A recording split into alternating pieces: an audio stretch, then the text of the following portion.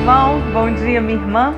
Louvado seja o nome do nosso Senhor Jesus Cristo, para sempre seja louvado. Seja muito bem-vindo, muito bem-vinda à leitura orante da Palavra de Deus. Nós que diante das nossas lidas diárias, tiramos um tempo do nosso dia para estarmos na presença do Senhor Jesus Cristo. E hoje eu gostaria que nós refletíssemos esta frase: Senhor, mostra-me quem sou. E antes de nós iniciarmos a nossa leitura orante da palavra, eu queria te convidar a você se inscrever no canal da RCCBH, a você acionar o sininho de notificações, a você dar o seu joinha, dar o seu like, a você também fazer o seu comentário, a você divulgar os nossos trabalhos da RCCBH, porque nós temos o terço durante todo o dia, temos o terço da misericórdia, temos o grupo de oração online, temos a leitura orante da palavra, nós temos a Santa Missa. Então tudo isso é para a honra e a glória do nome do nosso Senhor Jesus Cristo. E para isso nós contamos com você que é o nosso canal, para que outras pessoas possam ter essa experiência íntima e sincera com o nosso Senhor Jesus Cristo. Então agora nós vamos iniciar o nosso primeiro passo da leitura orante. E antes, já te convido a nós iniciarmos em nome do Pai, do Filho e do Espírito Santo. Amém. Clamamos ao Espírito Santo de Deus: vinde, Espírito Santo, vinde por meio da poderosa intercessão do Imaculado Coração de Maria, vossa amadíssima esposa. Eu peço ao Pai, em nome de Jesus, que a força do Teu Espírito Santo esteja sobre nós, sobre eu e todos aqueles que vão meditar, ler, contemplar toda a glória e a graça de Jesus nessa leitura orante da Palavra de Deus. Senhor, envia o Teu Espírito Santo, fazendo com que possamos ter uma experiência íntima e sincera com Jesus Cristo.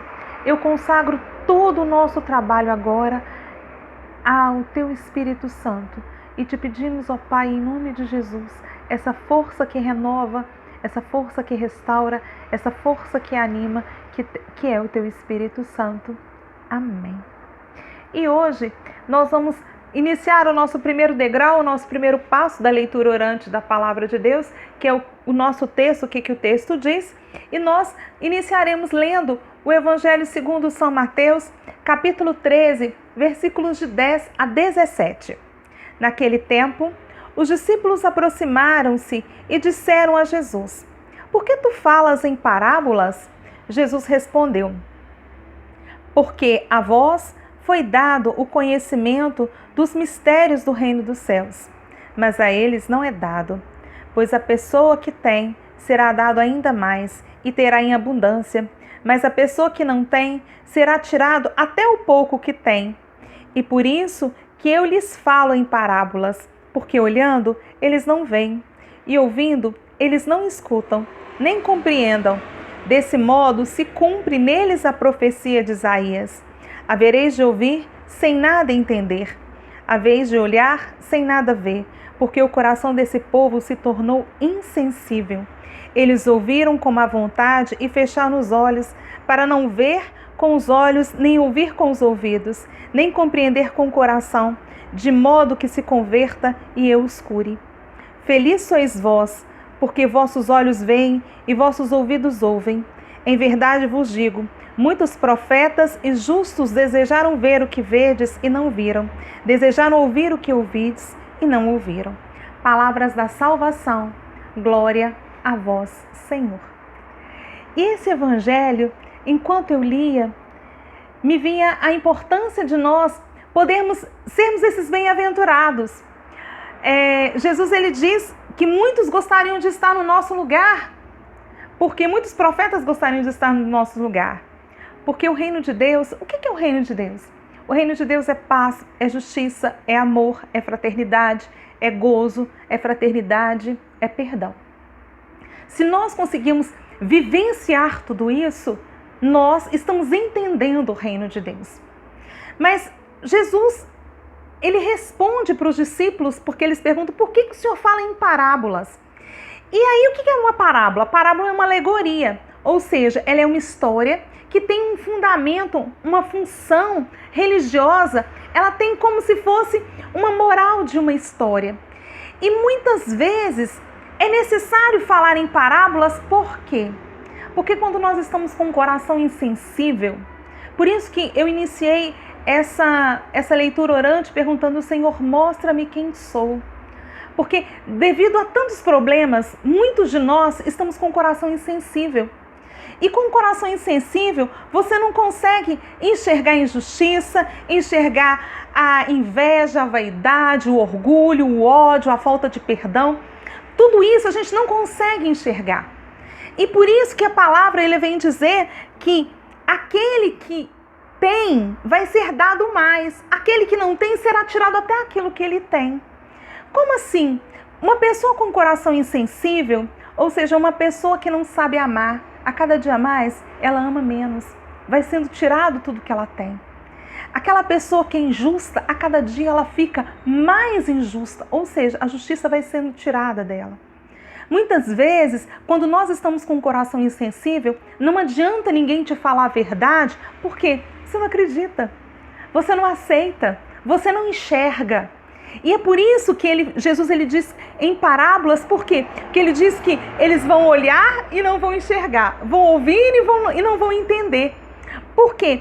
É muito importante que quando é falado em parábolas, não seja, eu não vou te apontar o dedo e falar, olha, você está errado. Mas enquanto a gente vai lendo a parábola, a gente vai analisando aquela história e mais tarde a gente vai começar a enxergar que essa história é minha. E eu queria contar só um pedacinho, um trecho de uma história que eu acho que é muito importante, que quando essa história ela é contada, a pessoa que está vivendo isso, ela não percebe. Mas quando ela escuta a história, ela vê o sinônimo da injustiça. É a história de Davi e o profeta Natã. Davi, ele era o rei de Israel e ele ficou encantado por uma mulher casada. E aí, o que acontece? O marido dela estava na guerra e aí Davi, ele leva essa mulher para sua casa. Essa mulher então diz para Davi que ela está grávida. Davi então traz o marido dela para conviver com ela, para, entre aspas, ele achar que o filho que era de Davi fosse o filho do marido dela. Mas ele, por ser um homem justo e correto, ele falava, olha, meus soldados estão na guerra, eu não posso estar com a minha família, sendo que os outros soldados estão todos na guerra. E aí o que Davi faz? Ele vai planejar o assassinato do marido, e aí ele planeja, o marido dessa mulher, ele falece, e depois Davi traz essa mulher para morar com ele no palácio, como se nada tivesse acontecido. E aí o profeta Natã conta uma história dizendo assim, olha, tinha um homem rico e um homem pobre. O homem rico tinha bois, tinha ovelhas, tinha jumentos, tinha muitas coisas. E o pobre só tinha uma ovelha. E ele tratava com muito amor e carinho essa ovelha porque ele amava de todo o coração e ela era o sustento dessa família.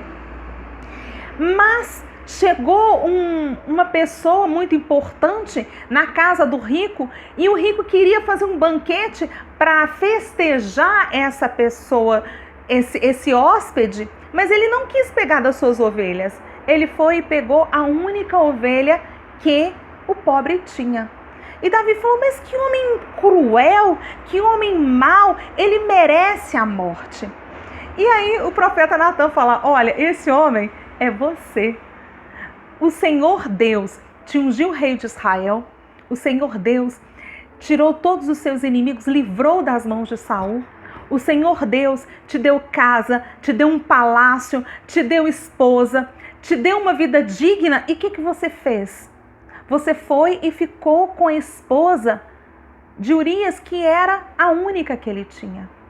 Você abandonou todas as suas riquezas para ficar com aquele que você pegou como se fosse a ovelha daquele que só tinha ela. Então você que é essa pessoa má. Então, ou seja, se o profeta Natã tivesse chegado para Davi, olha, você é adúltero, olha, você é assassino, você acha que Davi ia aceitar? De forma alguma. Então a mesma coisa, quando nós estamos com um coração insensível, só as parábolas para nos fazerem refletir e começarmos a pensar. Quem verdadeiramente eu sou? Senhor, se o meu coração está endurecido, insensível, Se eu estou vivendo uma vida de pecado, eu não consigo enxergar. Por quê? Porque ficou tudo tão normal. E dentro de tudo tão normal, eu não consigo enxergar. Mesmo que as pessoas me falem, eu não acredito, eu não vejo e não ouço. Por isso agora eu te convido a nós irmos para o segundo passo da leitura orante da palavra, que é a meditação. E é isso que eu te convido a eu e você meditarmos no Senhor, pedir ao Senhor, Senhor, mostra-me quem sou. Senhor, se eu tenho vivido agora momentos de injustiça, momentos em que o meu ressentimento, a mágoa, o ódio, a maldade, a crueldade, a ganância, os prazeres temporais, o orgulho, o que tem, Jesus, tomado conta do meu coração e eu não consigo enxergar, mostra-me, por favor. Eu desejo enxergar. Eu quero, Senhor Jesus, ser esse bem-aventurado que Jesus ele fala no final. Felizes vós, porque vossos olhos veem e vossos ouvidos ouvem. Eu quero, Jesus. Eu quero enxergar. Eu quero ver quem sou. Se eu não tenho condições e não consigo ver, me ajuda. Por isso agora, vamos caminhar mais um degrau na nossa leitura, que é a oração, para que nós possamos orarmos e pedirmos a Jesus, Jesus, mostra-me quem sou. Jesus, quantas vezes eu caminho nessa nossa rotina diária e não percebo as coisas ruins que faço. Às vezes não amo, às vezes não perdoo, às vezes critico, às vezes falo mal, às vezes não sou aquela pessoa que necessita levar o evangelho de Jesus Cristo. Eu preciso de um coração convencido e convertido, um coração de mudança de vida. Mas os prazeres temporais têm me feito ser aquilo que não sou, perdido a essência de cristão, de homem e mulher de Deus, uma pessoa cheia do Espírito Santo. E hoje mostra-me quem sou. Se eu tenho vacilado no caminho de Deus, me mostra. Mostra-me quem sou, Jesus. Fala comigo agora. E eu te convido a você ir pedindo ao Senhor Jesus. Senhor Jesus, agora esteja ao meu lado. Caminha comigo, Senhor. Eu preciso galgar degraus de santidade. Dá-me a graça, Senhor, de enxergar, de ver. Se hoje eu não consigo ver, hoje mostra-me quem sou. Mostra-me, Senhor Jesus, se estou caminhando com um coração insensível ou se o meu coração agora é um coração bem-aventurado. Porque sozinho é impossível, somente pela força do Teu Espírito Santo. E eu te peço, ó Pai, em nome de Jesus, envie essa porção redobrada do Teu Espírito Santo, porque sozinho eu não posso, sozinho eu não consigo, sozinho eu não tenho forças para caminhar, mas eu quero enxergar. Fala comigo, Senhor. E agora eu te convido a nós passarmos para o nosso quarto passo da leitura, que é a contemplação. É quando eu paro para ouvir o Senhor. E o Senhor, Ele nos diz de várias formas. O Senhor, Ele nos diz através da palavra. O Senhor nos diz através dessa leitura orante da palavra. O Senhor nos diz no nosso dia a dia, às vezes uma pessoa que eu converso, uma palavra que eu recebo, uma pessoa que eu conheço. E que o Senhor possa me dar e te dar essa graça de podermos descobrir quem verdadeiramente sou. Que a gente não viva no engano, mas que a gente viva na verdade. Jesus, Ele diz, conhecereis a verdade e a verdade vos libertará. Mesmo que seja difícil, mesmo que eu não queira ver, mas que o Senhor retire de mim todas as escamas que estiver nos meus olhos, tudo aquilo que tampa os meus ouvidos para não ouvir a verdade. Eu quero uma verdade que liberta e que o Senhor possa mesmo nos dar uma fé viva, uma fé nova, uma fé capaz de conseguir ouvir e entender, ler, conseguir ver, enxergar tudo aquilo e todo o projeto de Deus. A cada final de leitura orante, nós precisamos tirar alguma coisa para a nossa vida. E é isso que eu te convido hoje, durante esse dia, que você possa começar a meditar. Como é que está o seu coração? Que o seu coração possa ser um coração cheio de paz, justiça, gozo, fraternidade, vida nova e uma unção redobrada do Espírito Santo, que o Senhor possa soprar sobre nós. Sopra em nós. Tem até aquela música, né, das mensageiras do Espírito Santo. Ó vento impetuoso. Que esse vento impetuoso possa nos levar a ser pessoas melhores. Amém? E foi uma alegria muito grande. Podemos rezarmos juntos, meditarmos juntos, lermos juntos, contemplarmos juntos toda a graça e a glória de Deus. Que você tenha um bom dia e louvado seja o nome do nosso Senhor Jesus Cristo. Estivemos reunidos em nome do Pai, do Filho e do Espírito Santo. Amém. E amanhã, se Deus quiser, nós encontramos de novo na leitura orante da Palavra de Deus.